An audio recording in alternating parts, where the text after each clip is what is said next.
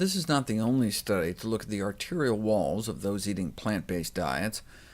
This new study from China, for example, found that compared to omnivores, those that ate egg-free and meat-free diets had all the typical benefits of eating more plant-based: lower body mass index, blood pressure, triglycerides, total cholesterol, bad cholesterol, fewer free radicals, maybe better kidney function, better blood sugar control, etc.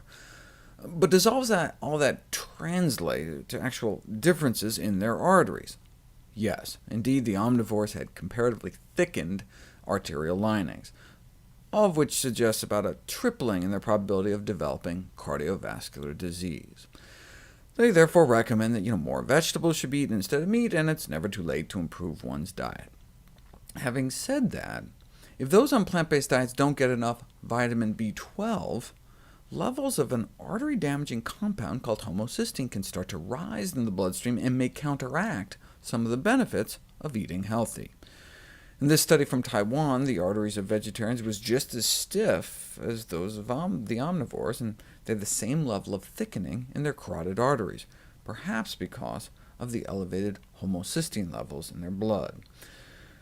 The negative findings of these studies should not be considered as evidence of neutral cardiovascular effects of vegetarianism, but do indicate an urgent need for modification of vegan diets through vitamin B12 fortification or supplements. Vitamin B12 deficiency is a very serious problem, leading ultimately to anemia, neuropsychiatric disorders, irreversible nerve damage, and these high levels of artery-damaging homocysteine in the blood. Prudent vegans should include sources of vitamin B12 in their diets. One study of vegetarians whose B12 levels were really hurting even had thicker, more dysfunctional arteries than the omnivores. How do we know B12 was to blame? Well, when they were given B12 supplements, they got better. Their arterial lining started to shrink back, and the proper functioning of their arteries returned. Without B12-fortified foods or B12 supplements, when omnivores are switched to a vegan diet, they develop vitamin B12 deficiency.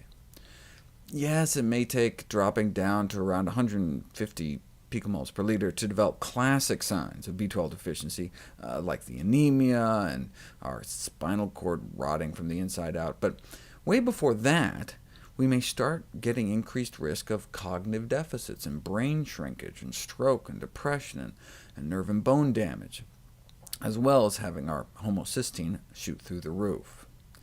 And that may attenuate the beneficial effects of a vegetarian diet on cardiovascular health. The beneficial effects of vegetarian diets on cholesterol and blood sugars need to be advocated, but at the same time, efforts to correct vitamin B12 deficiency in vegetarian diets can never be overestimated.